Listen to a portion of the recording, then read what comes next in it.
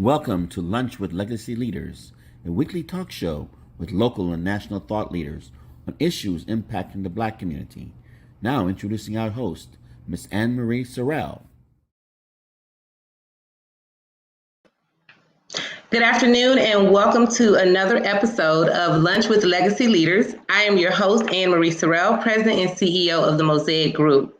Today we have three very special guests to discuss a super important topic that I hope everyone will be able to benefit from. But before we get started with our broadcast, I'd like to thank our sponsors, Broward Health, AARP, the Solid Waste Authority of Palm Beach County, and the African American Black Alzheimer's Disease Initiative at the John P. Husband Institute for Human Genomics, University of Miami, Miller School of Medicine. Today, we are joined by Chief Delma Noel-Pratt, who is the Chief of Police for the City of Miami Gardens. Welcome, Chief Noel-Pratt. We also have Delray Beach Police Department Police Chief Javaro Sims. Welcome, Chief Sims. Thank you. And we also have Sheriff Gregory Tony for Broward County Sheriff's Office. Welcome, Sheriff Tony. Thank you for having me. Oh, no problem. Thank you for being here. So I'm just going to really touch quickly on your bios because we have a lot to discuss, just so we can formally introduce you to our audience. So I'll start with just formally introducing Chief Delma Noel-Pratt, who's an accomplished police executive with over 28 years of sworn law enforcement experience. She began her career as a public service aide for the Miami Police Department in 1989. In 1993, she transitioned to the Miami-Dade Police Department, where she trained and graduated as a police officer. She moved up through the ranks, and in February 2013, she was appointed the division chief. She has directed and coordinated numerous multi-agency entity operations, focusing on violent Part 1 crime reduction. On May 1st, 2017, Chief Noel-Pratt was sworn in as the first female police chief for the City of Miami Gardens Police Department.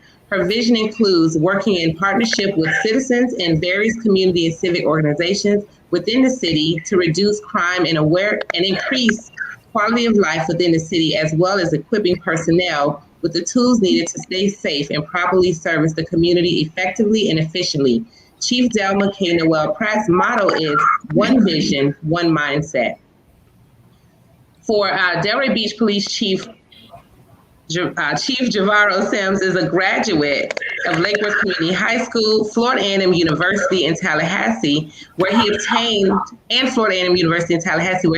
Bachelor of Science degree in Physical Education and Parks and Recreation. Chief Sims earned a master's degree in Criminal Justice Administration at Lynn University in Boca Raton. He also graduated from the FBI National Academy's 255th session, University of Virginia in Quantico, Virginia.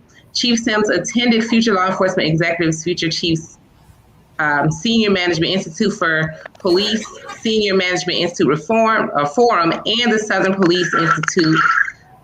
Chief Sims joined the Delray Beach Police Department in 1992. His career at the police department includes sergeant in the community policing and street level narcotics units and community patrol division, lieutenant in the West Atlantic Avenue Task Force Selection, and commander of the Community Response, Criminal Investigative Support Services, and Community Patrol Divisions.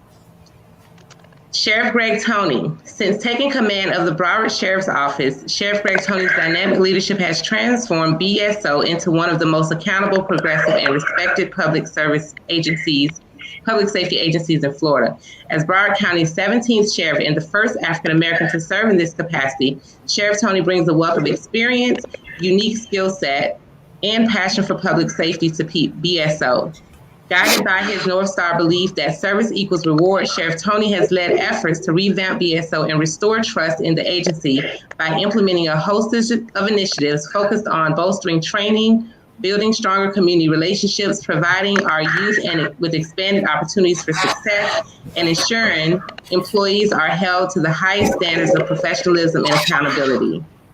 Sheriff Tony began his law enforcement career in 2005 with the Coral Springs Police Department, where he served on the SWAT team and rose to the rank of sergeant. He also worked in narcotics investigation, burglary apprehension, street intelligence, and field force. Since he assumed leadership of BSO in January 2019, Sheriff Tony has been unafraid to tackle controversial matters that can at times put him at odds with other law enforcement officials and politicians. Doing what is right, not what is convenient, is his driving force. So thank you all and welcome again. All right, so we're going to dive right into our discussion. Post George Floyd, how do law enforcement agencies and officers regain the community's trust? And how committed is your agency in doing so? And we're going to start with Police Chief Noel-Pratt. Sorry. Yes, thank you, first of all, for having me here on this panel. Basically, how you regain the community's trust is you don't make excuses for the mistakes that have been made. Instead, you have to shed light on the positive things that you're doing within the community. You have to make sure that you stay engaged within the community, that you're out there, you let the community know that you're vested, and you lay down the platform and the foundation showing that community policing is very, very important, that this is not just a job. However, you're committed to making sure that you build that partnership and you build the strength between the community and your department. You have to make sure that you foster the positive relationships prior to anything happening. Post George Floyd, you have to make sure you have those hard conversations and that you don't hold anything back. But let them know exactly what your mission is, what your intention is, and what you're doing for the betterment of the community. Thank you. Chief Sims? Yes, thank you. Well, first, if the first time you initiate community engagement is when something catastrophic occurs, you're already behind. Your agency is placed in a difficult position. Community engagement is needed, needs to happen regardless of what's taking place in our society. One of the mistakes that we make in law enforcement is we retreat and avoid contact. We avoid having those difficult conversations that we so often tend to avoid. Those conversations regarding being forthcoming regarding the problems of racial inequity, the police use of force, and the role of law enforcement. But engage, getting involved with the community outside of the traditional encounters is important. It humanizes us, which allows them to see us in a different light. Community engagement is ingrained in the DNA of this agency here in Delray. We continue to look for new and creative ways to engage our community. We embrace each and every opportunity to make ourselves accessible to the community as well. Thank you. Sheriff Tony? Sure. Thanks, Anne-Marie. Good to see you again, and as well as my colleagues here. Chief Pratt, haven't seen you in a while. We got some challenge-going discussions to have. And Chief Sims, I'm coming up to your wheelhouse pretty soon for a visit. You know, both the chiefs had already talked about the importance about community programming, engagement, being involved under a civic approach with the community versus an enforcement aspect. I would say that type of mindset is not one that we needed to approach after George Floyd, but most certainly before George Floyd and many others that had cases of use of force or brutality that divided the trust or marginalized the trust that we have in the community. One of the core things we've done here is to be more inclusive, not just to be active in the engagement aspect with them, but to bring the community into the organization.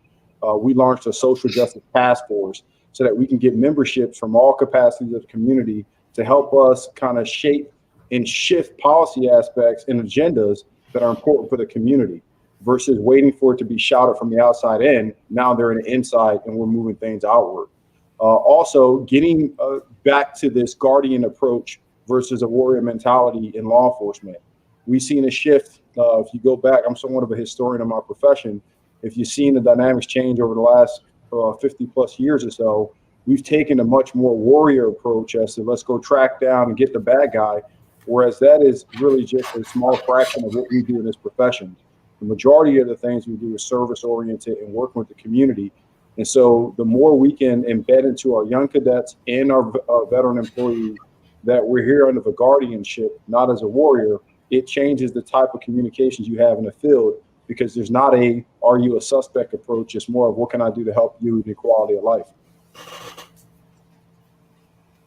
Thank you. And I think you just kind of made a point that we've witnessed on television, we've witnessed, whether it's during protests or whatever, the policing these days seem very combative, very war zone-ish, and not what most citizens would think is, protect and serve, or, being there to be a resource. Yes, you're there to fight crime, of course. But the images that we've seen over the last several years have portrayed law enforcement as the military almost. And so that even affects how we think as a community of law enforcement. A comment we have here says that I don't think some communities will ever trust the police due to social media, personal experience, or just hatred of the police as a whole, not to mention everyone wants to point fingers and no one wants to take accountability. So let's talk about accountability for a little bit. I think at times we have these forums, especially when it comes to race relations in the community and community policing, and it's us at the table having these forums. So the first question is, are we preaching to the choir by just having our Black police leaders and law enforcement leaders at the table? How is your engagement with your colleagues who are not Black? Are they committed to the causes that you're committed to community policing, to the things that you've mentioned here in your opening comments? I want to get your thoughts on that. So we'll start with Chief Sims, and then we'll Chief Pratt, and then Sheriff Tony. Yeah, looking at that question or that comment that was made, that goes back to something Sheriff Tony mentioned earlier about being inclusive, and also about something that I mentioned earlier too, but not stepping back under those circumstances. We have to continue to engage, even when we have someone that maybe feel that way. We still have a responsibility to stay engaged with what's taking place in our community and being inclusive, involving the community in each and everything that we do as much as we possibly can. But I'm the vice president of the Palm Beach County Association of Chiefs of Police. We have approximately 28 chiefs, not including the sheriff, that's part of this association. And I'm unaware of anyone where trust is not important. I'm sure that trust is important to each and every police leader. But as residents, you also have a responsibility to meet and have these conversations with your law enforcement executives. You don't know what you don't know. But we also have a responsibility to ensure that we are educating our community on what we're actually doing. And I think in a lot of respects, we fail in doing that. And we need to be conscious of that and ensure that they are aware of what we're doing in our communities. And a lot of instances, we can involve them in some of these initiatives that we're doing in our community. That's something that we pride ourselves in doing, and that's something we will continue to do. But the more the better, the more the better.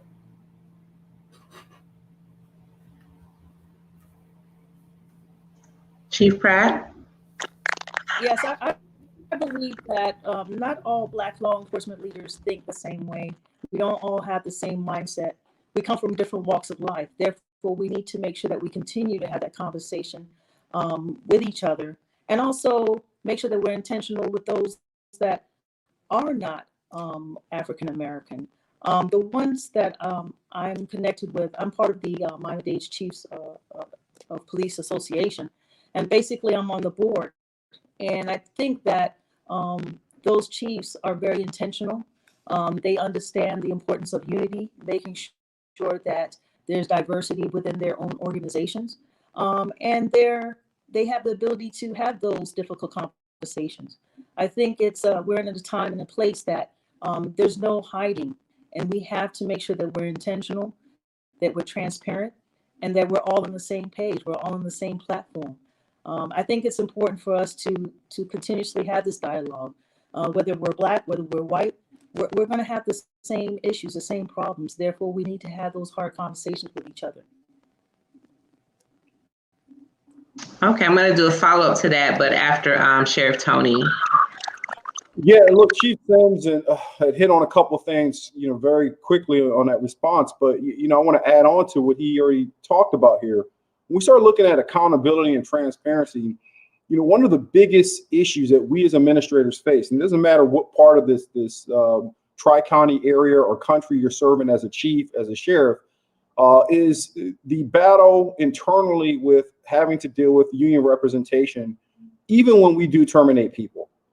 Terminating law enforcement is one of the most hardest things you can do because it comes with a multitude of ripple effects that impact the morale of the organization, impacts the political climate of which we all work and live in, where now we're fighting against unions. But the one thing I've talked about over and repeatedly is we work for the people. We don't work for the unions. We don't work for anyone other than the people that we've taken an oath for. And when the community expectation shifts and change, and there's a demand for more accountability, and you have to terminate somebody, you must take action as an administrator. It can't be any hesitancy there because you lose the public trust. They're counting on us to safeguard them. They're counting on Chief Sims. They're counting on Chief Pratt to make the right decision that's best for them, not just the agency. So that's core number one. And you're talking about changing the climate and conversation. It's important to have diversity at the top of these administrations, not just at the bottom. One of the things I have done, and I'm very proud of, is when I came into this organization, was to promote from within and creating the most diverse command staff, executive command staff, decision makers, policy makers that we've seen in 106 years. Now that's Black, that's Hispanic, that's white, that's male, that's female. That's all aspect of our community that is now sitting at the table making decisions. And let me tell you how important that is. The conversation has changed. When you have typically, this is a white male dominant profession. We all know that. When you have an executive command staff and 6 out of 6 are white males, it's hard for that conversation to be reflective of a minority class and community. Here in Broward County, 60% of this community are people of color. So the nature of the conversation has changed. Not to say that our white commanders don't care any less than Black officers, but when they're engaged, when they're sitting at the table, and I can give them perspective, not as just a sheriff, but as a Black man, and what the community is feeling, then it helps shape the nature of, okay, I may not have lived that, but I understand it on a more closer, intimate level because my boss is telling me he went through this. My undersheriff is telling me she's gone through that. And then we expand our thinking. We get out and we expose the community to the things that are important. One other thing, and I know I'm going a bit long, but I want to add on to this because this is important. We are constantly dismissing the history behind this uniform that we all wear. We can't forget that this very uniform and the nobility behind it was once used to unleash dogs against our family members, my mother, my grandmother, and the civil rights movement. We can't forget that. We can't forget that the first responder community was used also as part of a barricade for overall civil rights. So that story has been told generation after generation after generation, and it automatically creates a level of distrust for law enforcement. So we have it twice as important to break down that barrier and build trust with the community, because even if there's a 16-year-old kid who has never had an encounter with law enforcement, Black kid, he more than likely heard it from his family members about a negative experience. Well, I want to piggyback on that statement because I think that, and I've heard this in many conversations over years that, and I'm sure you all have heard it as well, where there is the thought that, the new white supremacists, the new KKK, the new form of hate has infiltrated the law enforcement system, and that this is partly why we're seeing these attacks on brown and Black people, particularly Black men, and unleashing of this on our Black community. So I want to get your take on that thought and that perception that has been in our community. It's not often publicly said, but I'm going to publicly say it. So what is your perspective on that as far as the infiltration, the possible infiltration of white supremacists into law enforcement systems? Do you want to stay in the same circle, or you want me to pick up? You can pick up, and then we'll go down to Chief Sims and Chief Pratt. I will tell you, I disagree with that statement or the notion that there's some new penetrating force out there of white supremacists who are breaching and making it into this profession. But I would say historically, there has always been racism in every profession. What you're seeing now is that when it is captured, it's displayed on an international level super fast. And I didn't say national, international. I have colleagues over in Great Britain who was talking about the George Floyd murder. Technology has put us in a position, whether it be through body-worn camera, iPhone, Galaxy 7, you name it, where these type of misbehaviors are captured and magnified, and they're moving so fast that we as administrators are really in the back end trying to play catch up. I can tell you from my experience, there has been, things where I've had to terminate deputies for their misbehavior, and I'm capturing it on CNN. It was happening so fast, we didn't even have a chance to evaluate it and do an internal affairs investigations because somebody submitted it on their iPhone. So I don't think it's new under the sun. I think there's pockets of it in every profession, but for administrators, we got to stomp it out. Absolutely. Chief Sims, any thoughts on that? You're on mute. I agree with everything what was just said. Law enforcement, from the inception of law enforcement, the role has been to control African Americans in a sense. So from the beginning of time. So racism hasn't just recently infiltrated into law enforcement. It's been in law enforcement since the inception of law enforcement. But what we have to do as law enforcement executives is you see something, you say something, you do something about it at the end of the day. We have a responsibility to call out and denounce the ills that's taking place in our profession and get rid of the bad apples in our profession. And if we fail to do that, we're failing not only our profession, but we're failing the community in which we serve. Now, there are some barriers, especially in the state of Florida, when it comes to, like Sheriff mentioned earlier, terminate someone. Because in the state of Florida, the officer is due process just like any other citizen is due process under Chapter 112. So it's not as easy as you see. What you're seeing on television where they might state, well, this officer was fired. It's not that easy in the state of Florida. There's a process that you have to adhere to terminate someone. And guess what? They could potentially get their jobs back, which we have minimal control over. And see, people underestimate, they overestimate the authority of a chief. I don't have the ability or authority to fire someone. I can only recommend termination to my city manager. And at the end of the day, if she's different from what I believe, guess what? The person doesn't get fired.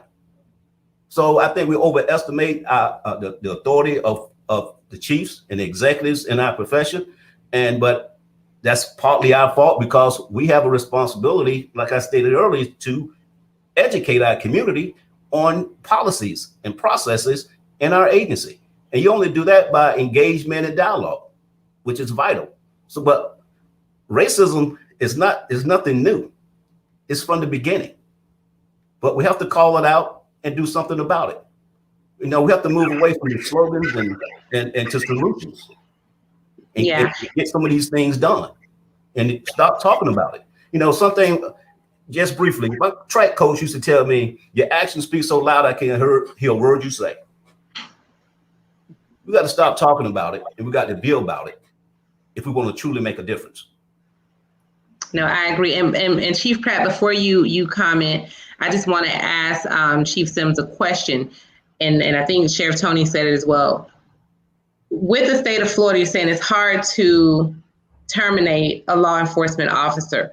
So who makes this policy that makes it hard? Because I think as citizens, we need to understand who we need to hold accountable. So that way, if these rules for termination needs to be changed, we can advocate for that. So who is it that determines this difficulty to terminate law enforcement officers for wrongdoing? Well, you have to look at Florida State Statute 112, the Police Officer Bill of Rights. It's one of the documents. If you got time, someone have time, they can pull it up and read through that document. That kind of spells it out regarding many avenues of many situations dealing with law enforcement, and termination would be definitely part of that process, where they're afforded the same rights as any other citizen, due process. But it would be Florida Statute 112. Well, it technically isn't the same as any other citizen, because we have a right to work state in Florida. So any other citizen is employee at will, but officers are not, I guess. So I definitely want to kind of clarify that a little bit. Most citizens are employment at will. Yeah, but most companies have a process for termination. Mm-hmm. They have a grievance process, before you get to the final decisions. So most companies have those avenues in place as well. Okay. Well, good to know. Yeah. Okay. Chief Pratt, your thoughts on racism, past, current? Is there infiltration? Was there infiltration before? We've had some comments from the police, Black Police Museum courthouse that says, come to the museum and they can definitely show you where the KKK has, definitely over the years been a part of law enforcement for some time. So what are your thoughts, Chief Pratt? Well, like my partners have already stated, racism has been here since the end of time. This is nothing new. It means that we just have to make sure that as leaders of these organizations that we're transparent and that we're holding people accountable. Actions speak louder than words. So we have to make sure that we're on a continuous basis trying to weed out the bad things and the bad individuals, and making sure that we're uplifting the good individuals that are on the police department. Not everybody's the same. Therefore, it's incumbent upon us to make sure that we're engaged and that we go ahead and we lead our subordinates in the right and appropriate manner. This is nothing new. This is nothing new. When it comes to terminating somebody, just like Chief Sims already has stated, it takes a lot. It's not just today we feel that somebody has done something wrong, we recommend termination, and then they're terminated just like that. There's a certain process that it goes through, and the end all is arbitration portion. And that particular individual that's selected to be the arbitrator is the one that says, yes, I believe that this officer should be terminated or shouldn't be terminated. So it's a battle between us and the arbitration portion. And I think if that portion were to change, you would start to see a lot of officers who may have intentions to do bad things change their mindset and start doing the right things, because they'll be held more accountable. But at our level, there's only so much that we can do. And it is important, just like Chief Sims already stated, that we go ahead and we educate the community, because sometimes they believe that there's certain things that we can do and we don't have that power to do it. There's only so much that we can do. But if we educate them and we let them know exactly the things that we can and cannot do, I think it would go over a little bit more smoothly.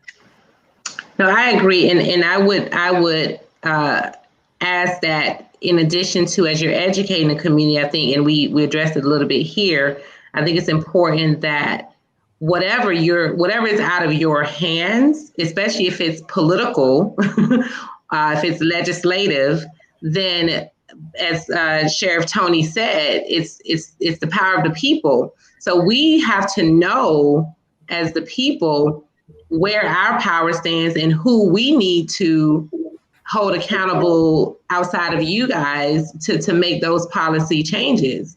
So I think it's important as you're doing this education to your respective communities, that information is also shared with us as citizens, so that we know what we can do to affect the change that you need to be able to make the improvements in your departments. And I agree with a level platform where people can't transfer from one department to the next. Because my problem employee, I don't want going to Riviera Beach or Delray Beach or to BSO. I don't want my problem child to be their problem child. So I think we need a level platform so that we can, or a database where we can go into it and see exactly what this person is all about, because we want the best of the best. All of us have the same incentive, the same reason why we do this job. We want the best of the best. We don't want to just keep transferring people from place to place and have them be another issue in another community.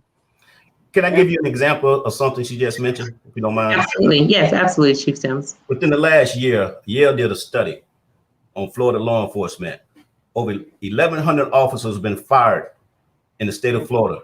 1,100 officers is working in another department. Yep. That's why that database is vital. Wow.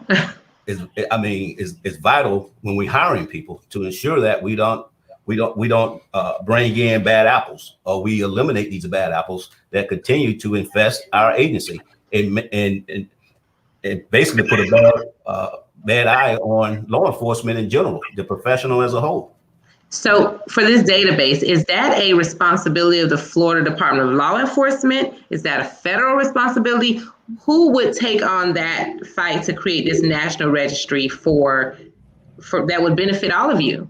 You're more than likely to be a tiered approach. You're going to have something that's monitored and tracked on a national platform, but also something that's independent to handle the state aspect. One of the tools that we all use is just like the NCIC, which is the National Crime Information Center. But we also have the Florida version of that so that we can track what's going on here. It would have to mirror that process. It's not only a matter of does Chief Pratt tosses over someone that she's terminated and then I end up inheriting them, but I don't want anyone from New York coming here that was a problem and joining BSO. And so that would only have to be under a national platform to be able to track that.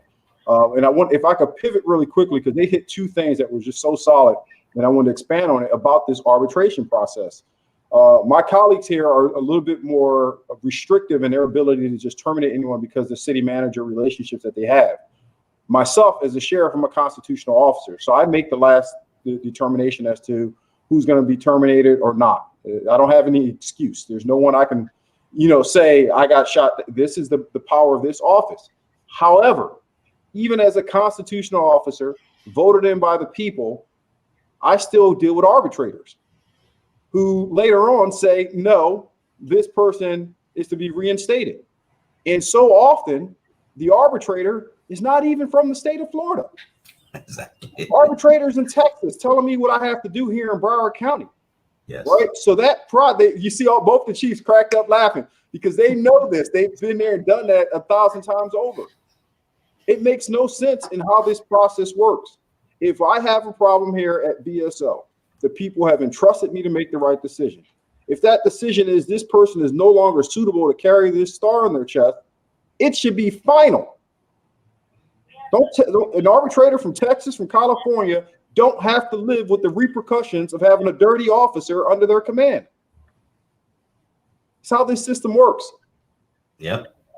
Wow. Well, that was definitely enlightening. I don't think we as citizens have even understood how this process works and the challenges and nuances that you all have to deal with to terminate. Because every time every time I hear, oh, the officer's on paid administrative leave, I'm like, why? That's not even like, why? And every regular citizen has the same reaction. Like, how do you get to be on leave, stay home and get paid and you just killed somebody? Like, what is this? And then, depending on how the investigation goes, as we know, the majority, 90+% of them have gone in favor of the officer and not the victim. And then that officer continues to work, or like you said, move to a whole nother department or a whole nother state and work in another, agency. So it's good that you all are definitely shedding light on us so we can really understand the process of what you're dealing with on a regular basis.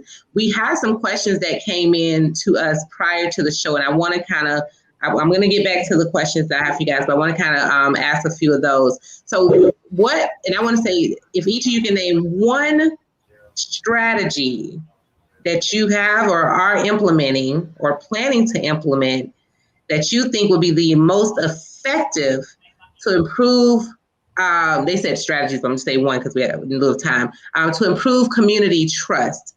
Highlight your one strategy that you think is the most effective or will be the most effective. And we'll start with Chief Pratt.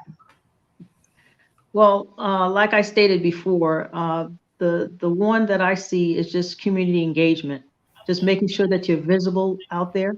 You just don't send the troops out there, but you physically go out there and engage within the community. I think that's really, really important. Chief Sims. I'm just piggyback off of something she just mentioned, but involvement, inclusiveness, and making this and being accessible as the chief of police. At the end of the day, they want to hear from the chief, regardless of what's taking place in the community. The bucks stops at the chief or or at the sheriff, and those are the individuals they want to hear from. Those are the individuals they want to see. Those are the individuals they want to touch. So we have to continue to do that, and that has proven to be quite successful for us here in Delray. Okay, Sheriff Tony. I think it's hard to just label one. I would take both what my colleague says and just bundle it under accountability.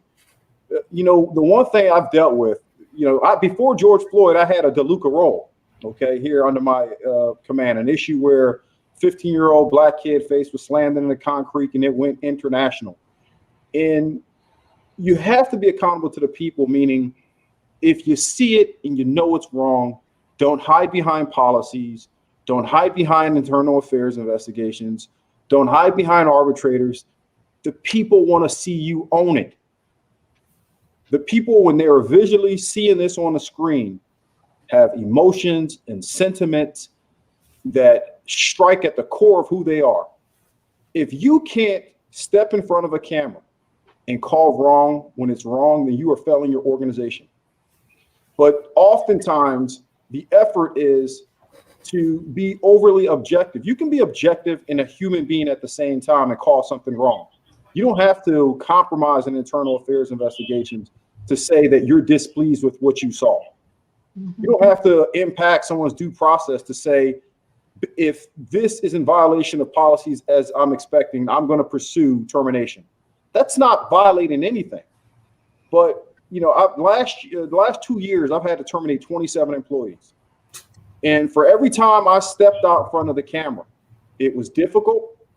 But for every time I walked through Publix, the community said thank you. So be bold enough to speak the truth to the community. It's very simple. I don't think we're getting enough truth out of leadership in this country right now. Everything's masqueraded. People are capable of saying, I didn't like what he said, but at least he said it. At least she said it. I'm telling you, Anne-Marie, it goes a long way. Yeah, we can't continue to hide behind what it used to be. That's right. Yeah. We can't continue to do that.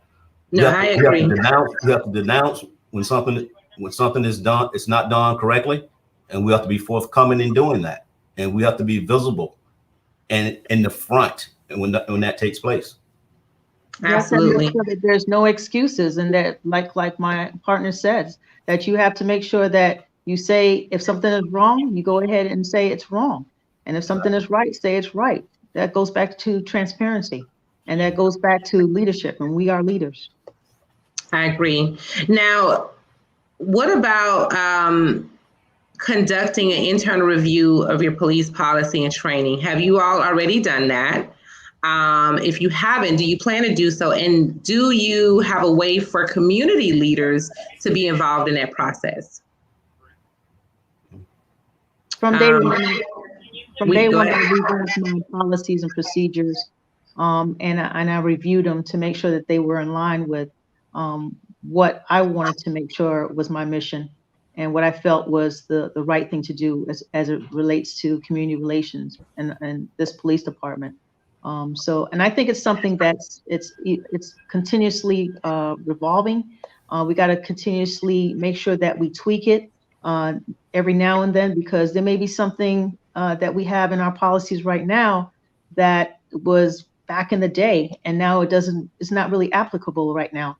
So you have to continuously review, clean up, tweak it, make sure that it fits what your vision is, and that is the right policies to be placed out there. And I have no problem with communicating with those in the community and having people from the community come in and see what we're all about. Like I said, once again, I might be repetitive with this word, but it goes back to transparency. I want them to actually understand why we do certain things and why we don't do certain things. So why not come and see? Yeah, Absolutely. Policy review is continual. I've been in this position probably slightly over 2 years this April, and I've conducted over 80 policy revisions in 2 years to ensure that we're in line with best practices. But also, we are an accredited agency as well, where they actually come in and review and make sure that we're also in line with best practices as well. So policy review is taking place, I want to say, in the vast majority of the agencies. So I don't see that as a major concern. The key, I think the concern comes in when you have policies in place and you don't hold people accountable to those policies. Yeah. That's the major concern and issue that we face, because sometimes you let the small things slide and eventually it escalates to something that can become completely out of control. Unchecked behavior becomes acceptable behavior. So policies are great, but if you're not holding people accountable to those policies, it kind of defeats the purpose. Absolutely. Sheriff Tony? Yeah, Chief Sims nailed it. A couple of things I would talk about policy review. Coming into the organization, I was undertaking coming in to fix one of the worst school shootings responses in American history out of a law enforcement organization. And so everything I had to do from the beginning was to look at policies based on this MSTV commission report and what needs to be modified. And when you start looking at one policy, before you know it, you're looking at all the policies. Things that did not even apply to school safety was like, well, wait a minute, that's going to show up someday if we don't fix that. So we did a comprehensive policy review, and it's ongoing. It's never stopping. We say it as if it's a one-time effect, but I know every single one of us, policy review is a continuation. Yes. We lost our accreditation here because of that. And so the one thing I would share with my colleagues is when you do your policy review, check them. Make sure they hold up in the field, because this organization had been awarded its accreditation based on what policy looked like on paperwork. We weren't prepared in the field. And so that cost literally people their lives. From community side, I talked about we got the social justice task force up, 25-person membership. They've been super supportive. Create subcommittees. We have an LGBTQ subcommittee that talks to us to help us reform policy and training on issues that impact their community. I have one with religious stakeholders. The more subcommittees you get, I think, will be helpful, because you're going to miss things from an internal review. And then we created an Office of Inspector General. I have 5,730 employees under my command with 5 different departments. So we didn't want to wait for bad things to happen. Now our Office of Inspector General has the autonomy to walk into any of these departments and start going through all the books, budget elements, policies, everything to protect us. Awesome. Also, the state of Florida has probably the most liberal public records laws in the country. So all you have to do is request them, and it will be provided as well.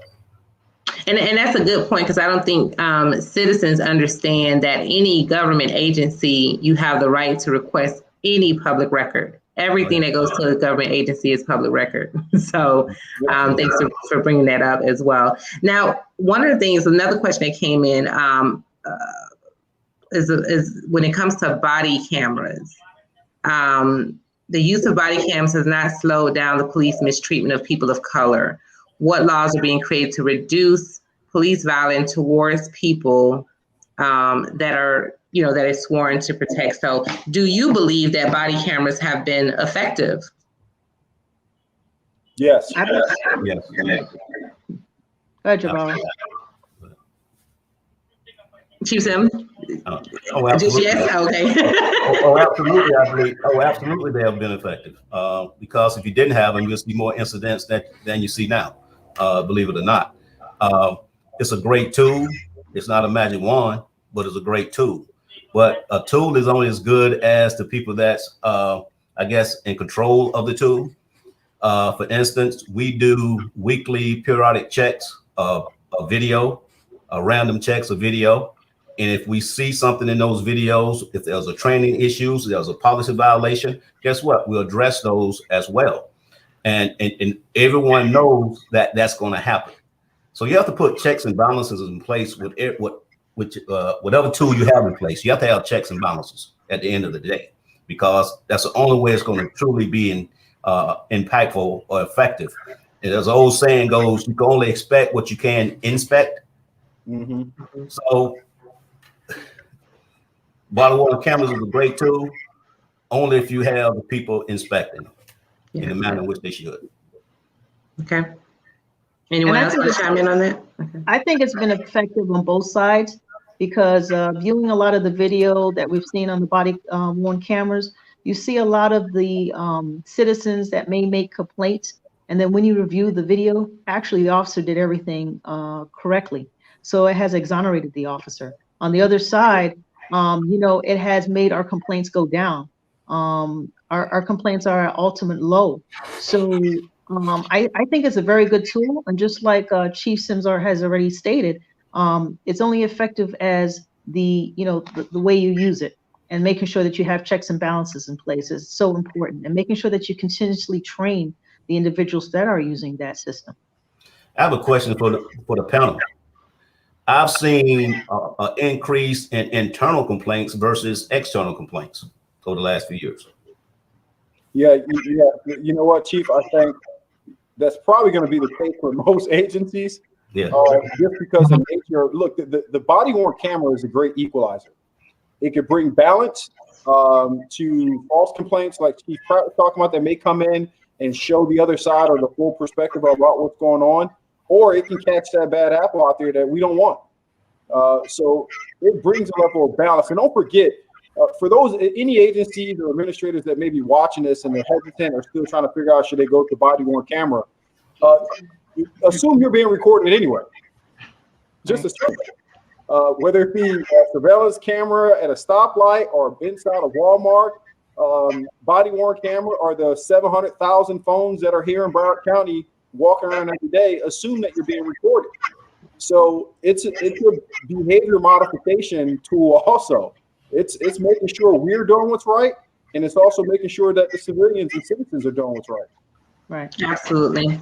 Now let me ask you a question, and this is a more political one, and unfortunately, you all deal with politics in one way, form, or fashion. Either you are hired or terminated due to whoever's elected, or you are elected, such as Sheriff Tony by the people.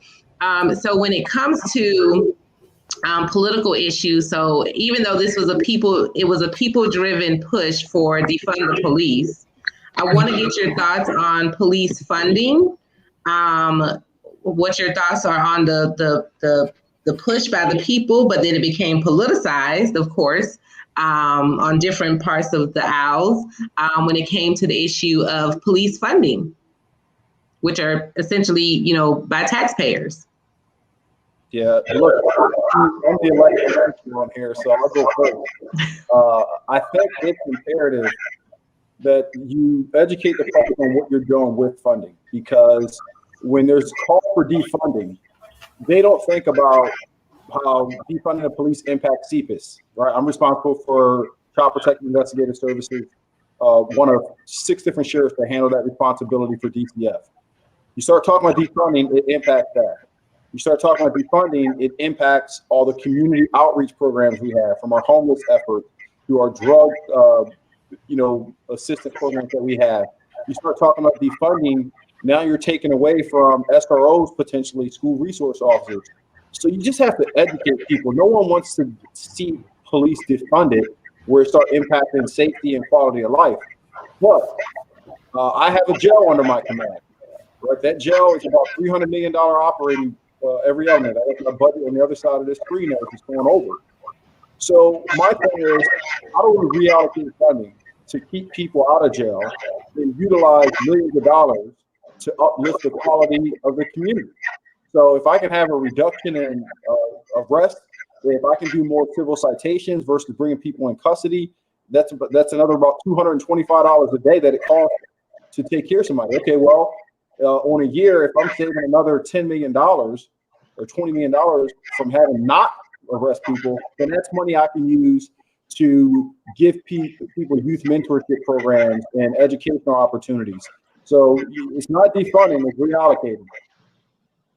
Gotcha. Chief Pratt?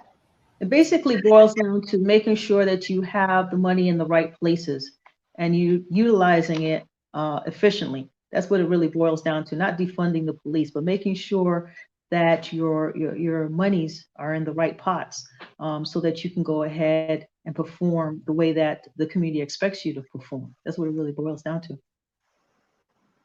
Okay. Chief Sims? The question I have is, what does defunding really looks like? Is it the officers not responding to calls that are more social related versus criminal? That's the homelessness, the drug and alcohol addiction, mental health, and often a combination of all of these. One thing for certain is law enforcement will always be the first on the scene. We're always going to be the first on the scene. Therefore, why not provide us with the funding and the appropriate staffing, the mental health, the addiction and homeless practitioners for a more diverse response? That is something we're doing here currently in the city of Delray Beach, and guess what? It works. We have a mental health practitioner. We're partnered with South County Mental Health. We have someone that specializes with the homeless and with addiction. When we normally respond to calls that involve someone of a mental illness. That team responds as a unit, and we make assessments in the field. And that unit been in place for 6 months. We've made over 400 contacts, and we've provided over 400 people with some level of service. That worked. So we have to really look at it from a more strategically standpoint when you're talking about defunding. I like the word reallocating, because at the end of the day, if we can get more units, we get units like that in each and every department, guess what? We wouldn't have some of these issues that we're experiencing now. And me personally, I'd like to expand on that, but right now I don't have the staffing or the funds to do that. It works for us. So we need to look at things of that nature too, just like Sheriff Tony mentioned. Look at all the services that you could potentially impact with the sheriff department if you talk about defunding. Right. We have an obligation to educate the community on what we're doing and what our money is being used for. Then they'll get a better understanding of how it actually works. Absolutely. I think that's a good point. And I know I've seen, mayors and commissioners host like budget, hearings and meetings, and have even gone and done, meetings in neighborhoods about budget. But I don't think I've ever seen the chief or sheriff go and do those meetings for the breakdown of the law enforcement budget, if that makes sense. Generally, it's, law enforcement or policing is a line item in a general city or, agency, municipal budget. But I don't think it's ever been broken down where the citizens understand, and I could be wrong, you guys may do this, but have you done any listening or community meetings where you've broken down the allocation of your budgets? Yeah, I was going to have, and it's almost part of my responsibility. So I'll do a budget presentation for all the county commissioners, a formal presentation there. But then I have roughly 17 different contract cities or contracts that I'm dealing with. I'll make sure that our mayors are looking at what we're doing in our city managers. Again, if there's a way the community get more engaged in what's going on, hold their elected officials accountable by attending these commission hearings. I can tell you, as part of my job, I have to, frequently go to all these different city commission meetings to hear about the issues and concerns that take place. And I'm always surprised for a county where we have roughly 1.9 million people that reside here. If I'm in a city, and it doesn't matter which city it is, you'd be lucky to get a half a dozen or a dozen people attending the commission meeting. And I'm like, this is huge. We're talking about, for most cities that we contract services to, we eat up roughly probably about 60 to 70% of that city's budget, right? So if Deerfield is paying, $40 million in services, or Pompano Beach, that's a big part of that community budget. Countywide, I think we eat up roughly 25% of the overall county budget. County has about $5 billion or so on an annual basis. So this isn't a small organization for you to ignore. Everyone in this community should be paying attention to every single penny we're spending. Absolutely. Chief Pratt? There's roots to everything. So therefore, we need the resources in order to deal with those roots. It could be that someone has committed a crime based on they have mental illness. So we need those resources in-house in order to deal with things of that nature.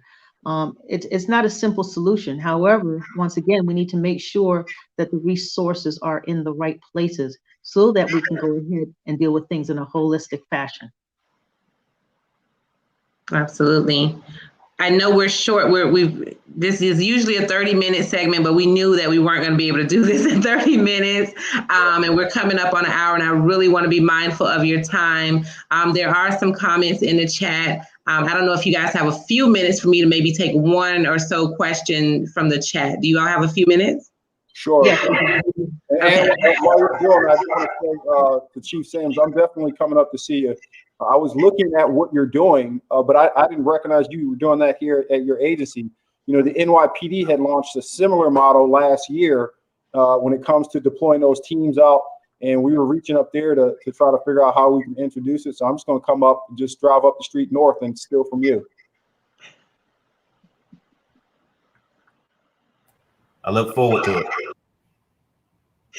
Can we touch on community policing? I think this is something that comes up all the time, where officers should, and I know for the sheriff, it's oftentimes difficult, or maybe not. I don't know. I can't speak for you, Sheriff Tony, but community policing, where officers actually live, work, and play in their community. How important is this? I know in the past, this has worked in some communities.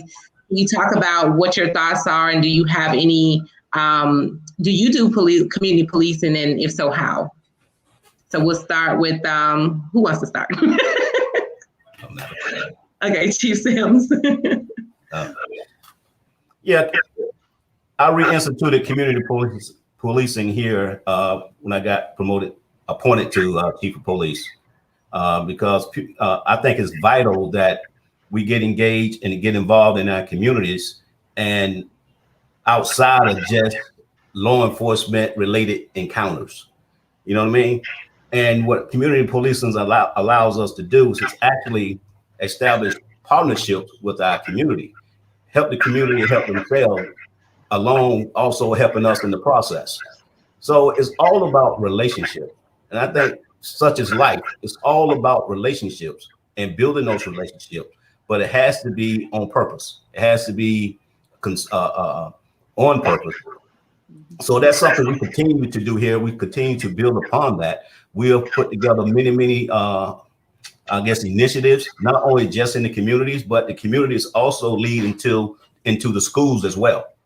So we have someone in each and every school in the city of Delray Beach. Whatever activities that are taking place in those schools, we get involved with those schools. And because at the end of the day, when those kids leave schools, guess where they come? They come to our neighborhoods. They come to our communities.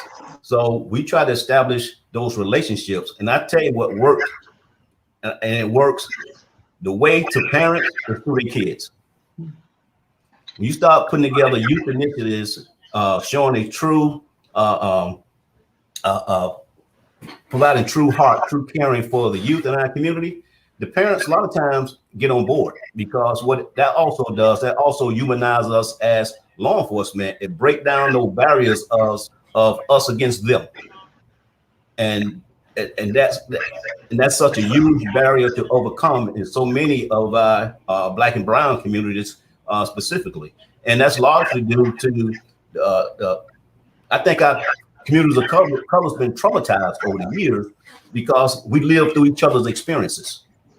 If you go back 400 years, Those readings, that literature, guess what? We feel that to this very day. So when we see things, those negative things that so readily put on television, that impact the entire community. I don't care where you live or what your zip code is. That's how vital community policing is, because when those things come about, we have to ensure that we have people out there in those communities engaging even more. Absolutely. Chief Pratt? Yeah, community policing should be the foundation of any law enforcement agency. And like I stated before, you have to make sure that you foster those relationships prior to anything happening. In the community that I serve right now, there's a lot of partners within our community that have come to our rescue and has supported us in so many different fashions. It's amazing. I used to work this this area years ago, and I came back. It's like a 360 for me, and just to see a lot of the people in the community and how they support us and how they just support the officers in the community. It's amazing. It's amazing. And there's a lot of communities that I've visited, they don't have that type of relationship. So I'm very proud of the community policing aspect that we have within the city of Miami Gardens. And like I said, it's the foundation. It's so, so very important, because you don't want to wait till something hits the fan before you try to reach out to somebody in the community. You should know everybody in the community prior to. It's very, very important. And you should make sure that your officers understand the importance of that and how that's just going to make their job even more easier. It makes it much more easier when they have those established relationships. Absolutely. Sheriff Tony? Yeah, I think one of the biggest challenges we have here in this organization is the size and scale of it, and the amount of populations that we have to serve and police. And when I came in, I said, we can't keep this cookie cutter approach of what community policing is for an entire county. So we built out something a little unique called our neighborhood support teams. And so all of my districts have a cadre of law enforcement officers, civilian-based employees here, and community stakeholders that represent their neighborhood support team. The dialogue and the communications that take place gives me a chance to use resources effectively for that environment. So what do I mean? Policing Parkland is totally different than policing in Pompano. Policing in Weston is totally different than policing in Dania Beach. And the issues that those communities are facing, unlike being a chief of police like my colleagues, they know what their city's like. They understand what they need to do for that city. We have to do it for almost 17 cities. And we have to be effective for what that community need is. And the only way you do that is by having these teams that are focused on what is the issue that my people, my community face in Pompano?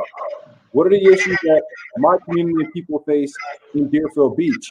Now, what we also do with that is we take all our neighborhood support team specialists and we bring them into a meeting environment. And every so often, there's an overlapping issue that affects everybody uniformly. Prime example, COVID-19. Every single part, every community, didn't matter what part they were from, what west part of the county or the south, everybody is having issues in their city with food distribution. Families are suffering. So through our neighborhood support team, we said, okay, this is one that we can take a cookie cutter approach and do for the whole county. Let's start a distribution site. But when you talk about crime patterns, it's different.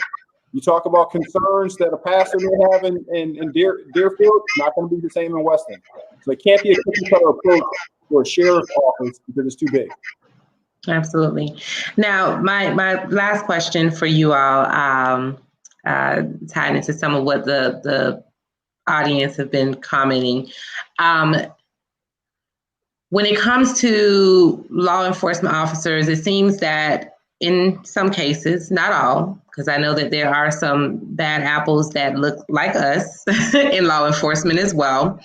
But it seems that, law enforcement officers of color better handle situations or don't fear for their lives or whatever the case may be, as we've seen in the cases of the white law enforcement officers in many of these publicized tragedies. When we talk about, so I want you to think about that part of it, but when we talk about inclusion, diversity, and recruitment training, what are some of the requirements? So for anyone who's out there listening, they may have a young person who may be interested in law enforcement. What are some of the requirements, not just educationally, but skill sets, mindset, interpersonal skills that are needed for someone who may be considering a career in law enforcement, and particularly when recruiting more Black and Brown people to serve in law enforcement? What are the tips and advice that you give, and what are some of the requirements that you think are important? Let's see, Chief Pratt, you want to take that first? Basically, we look at a lot of different things. We look at individual social media aspect, their associations. It's so important. A lot of times people take that for granted, and they feel that certain things that they say on social media platforms, it's just, it's funny. It's something that's not going to really rear its ugly head at a later time. But that's an important avenue that we look at, because we want to see what that person's all about. When the cameras are off, when they're not working in a professional environment, who is that person? A lot of times I like to have those interviews with individuals before they even step across the threshold. I want to see who that person is. Why is it that they want to be a police officer? And sometimes that allows you to dig a little deeper to see exactly who this person is all about. Because a lot of people can take tests, a lot of people can interview well, but then when it really boils down to, do you want this person on your police department? You have to really look a little bit harder. Yes, we do the credit history, that's all fine and dandy, but who is this individual when the lights are off? Who is this individual? So we want the best of the best, just like I stated before. All of us want the best persons, and it comes back to, who are they morally? Their integrity. There's a lot of different core values that they need to make sure that they have and they're in line with. If they're out there arguing with people and being unprofessional in their personal life, do you really want that person in the professional realm that you have as a police department? So who's that person? You really need to know who that person is before you hire that individual. So if we have these young folks that would like to be a part of the police department, make sure that you have all those checks and balances in place from now. Don't have these disputes going on in your lifestyle, and you're arguing with your neighbors and things of that nature, because we're checking all those boxes.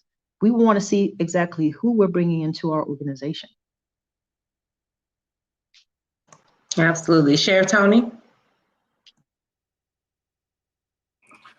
Yeah, look, I think Chief Pratt just summarized some of the core things, going back to character, integrity, all those core principles that we need for individuals to come in this profession. But you know what? One of the things I will tell you is the importance of having patience and compassion. That is really, so much of what we do on a daily basis, dealing with people call us at their worst. They don't call us at their best. And we have to absorb all those different conflicts and issues of humanity while putting our own personal feelings aside. If you don't have patience, you're not going to make it. And if you don't have genuine compassion to do that, to take on that, I've been a banker, an accountant, a father, a lawyer, a social worker, a drug counselor advisor. I have worn so many hats in this career, but it's for somebody else's benefit, right? For somebody else. So you really have to care. As far as inclusion, it's imperative. I go back to what I know. 60% of my community are people of color. Inclusion is vital. People have to be able to look at you and understand at times that you understand for sake of you are them. When someone's complaining to me about how they've been unfairly discriminated when they were walking through Targets, and the loss prevention officer called on him, and I'm sharing a story that I've dealt with. I know what he's talking about because I was that 18-year-old kid being followed around in Targets, right? It helps. It's not to say that our white brothers and sisters can't relate, but it's helpful to have a cross-section of the community in this profession. And you just can't have it at the base level. I'll go back to something I'm very proud of. We are the most diverse command staff in 106 years. Women, men of all colors and backgrounds. That is what this profession has lacked. And how do I know it? Out of the 3,000 and I think 23 sheriffs in this nation, less than 5% of them are people of color. Less than 3% of them are women. So this is the most constitutionally powerful law enforcement position in the country as a sheriff. But yet there's not inclusion there. And law enforcement profession been around for hundreds of years. Less than 5% of 3,000 of the senior ranking law enforcement officials in counties across America are people of color. So inclusion is important. The last thing I would say as far as a skill set, there's a lot of prerequisites to come into this agency about physical fitness, having a mental fortitude to deal with all these different dynamics and stressors we have. The fundamental skill set, look, don't come into this thing soft. I just recently, we lost 4 candidates in our fire rescue program, because I also have fire rescue, and they were all men of color, and they didn't make it through. And there's been some community, hey, we thought you were trying to hire more minorities. Yes, but they have to be the right ones. No one gets a pass in this profession because of the color of their skin. It would be a disservice to Chief Pratt, a woman chief in this profession who fought like God knows what to get where she's at. For Chief Sims, a black man, to be a predecessor and a chief of police. For me to be the first sheriff in 106, folks, it ain't easy. And none of us are about to start giving out handouts. So if you want to be part of this profession, you have to be the very best. Doesn't matter your skin tone, doesn't matter your gender. If you produce, now we'll make sure the opportunity's there. We'll make sure the door's open. Make sure you don't have any unnecessary roadblocks because of discrimination and racism. But when you walk, now I'm recruiting, but when you walk through my doors, you better be ready to perform. You better be stellar. That's what's important for us here. No, I love it. No, but you have to be real about it. That's why I asked the question. It's not just, recruitment is great, but what does it take? You said physical fitness, mental sound mind, patience, compassion, willing to work hard, willing to be for the people. So I think all those things are super important for people to understand. Watch what you put on your social media and how you interact with people in your personal life, like you said, when the lights are off. So Chief Sims, how do you close that out? Well, I'm not going to repeat all that was just said because I agree 100% with both. I just add this: diversity is intentional. It takes an intentional, concerted effort to bring diversity into your agency.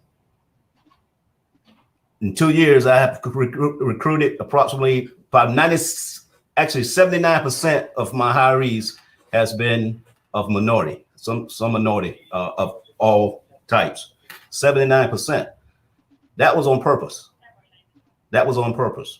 But outside of what was already mentioned, what we do here, we have at our high school, Atlantic High School, we have a police criminal justice program at Atlantic High School. Well, we got about 130 kids in that program. That program been in existence for over 20 years. It's a very successful program. It's a model program. And the vast majority of those kids in that program is probably 75% of minority descent in that program. Right now, 12 of those kids, 13 of those kids are working here at the Delray Beach Police Department. 12. So basically we have our own feeder system in our city, and most of those kids are of minority descent. And what that does, being a part of that program, sometimes you think you know what you want to do until you find out what it entails. Then you make a determination, well, maybe that's not for me. So that program also allow those kids to make those determinations as well. But another thing we did prior to the pandemic, we put on what we call a youth citizen police academy, where we bring the kids in and teach them about what we do here in the city of Delray Beach when it comes to law enforcement. So that exposure. So those kids that has any aspiration on becoming law enforcement, that is a good training to be a part of. Because like I said, sometimes you think you know what you want to be until you know what it entails.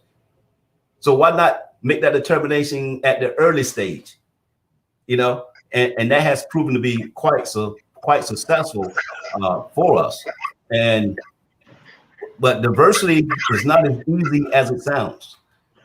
It's not as easy as it sounds. It's not as easy to recruit Black American males, for instance, because we have an education requirement. You got to have at least 60 college credits minimum to get hired here. Guess what? Most Black males that go to college and get degrees, unfortunately, a lot of them don't want to be cops. A lot of them don't want to be cops. So we have to make a concerted effort as chiefs, especially as minority chiefs, Black chiefs, in my case, to go out, make ourselves accessible, and have those conversations with these kids and promote this profession. Instilling them, guess what? If you want to make a difference, the best place to be is inside the profession, not outside complaining. Become a part of it and make this and help make these changes. Absolutely. Those needed and necessary. You know, so I guess that's my spiel. No, thank you. Thank you. Wow, this has been, I could talk to all of you for like another 2 hours, I'm sure, but neither of us have that much time. So I want to just first and foremost, thank you so much for taking time out of each of your schedules today to be with us here on Lunch with Legacy Leaders and to really just impart on us just all of your knowledge, your experience, how we can get involved, the processes of how things work, because a lot of times we just don't know as citizens. And I want to give you an opportunity to let our listeners and our audience know how they can reach you and your team so that they can, A, continue to follow what you're doing, A, hold you accountable, and B, get involved in your different community initiatives. So we'll start with Sheriff Tony and then Chief Pratt and Chief Sims. Yeah, look,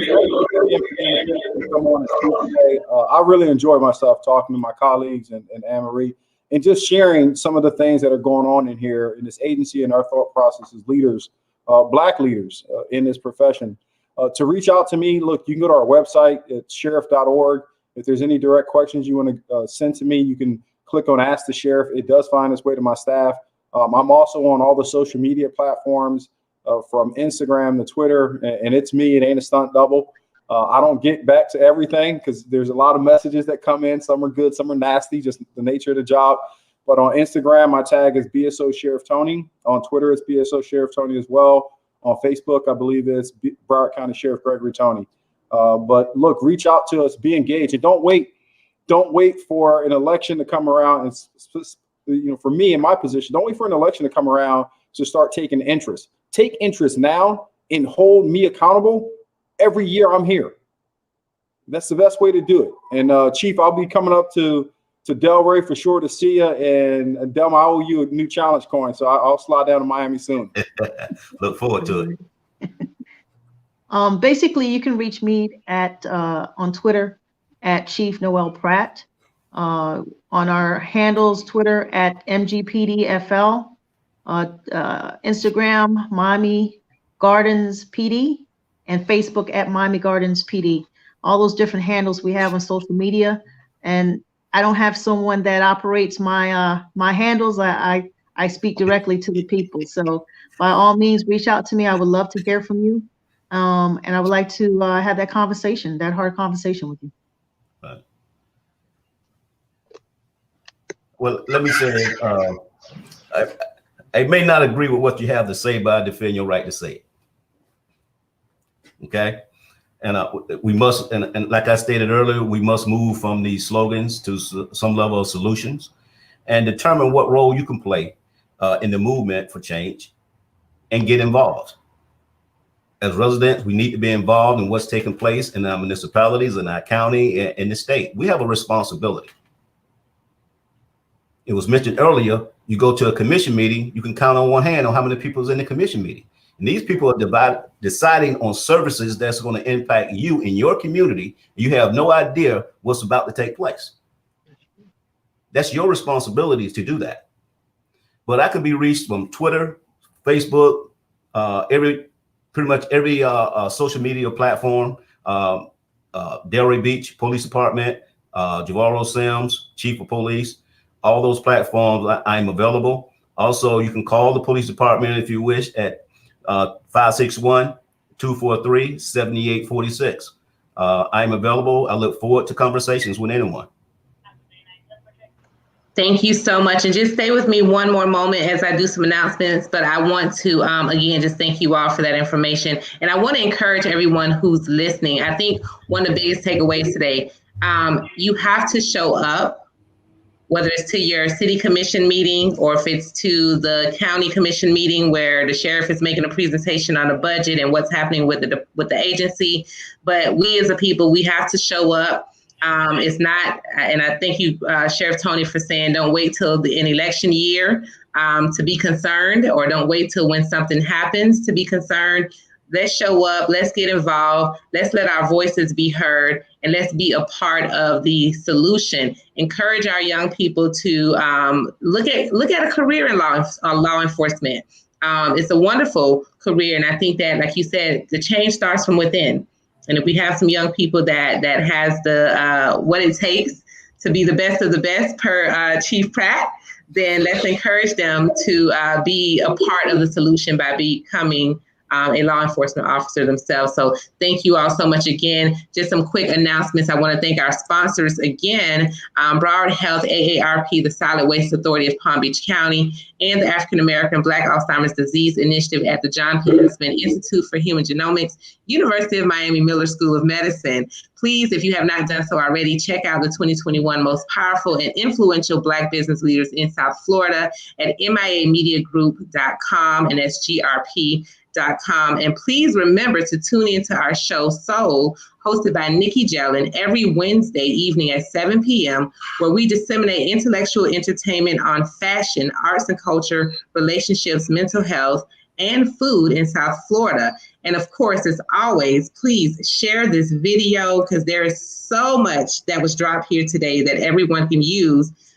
Make sure that you mark your calendars for every Thursday at noon, and we'll see you all next week. Thank you again to our panel. Thank you for having me. Have a great day, everyone. Bye-bye.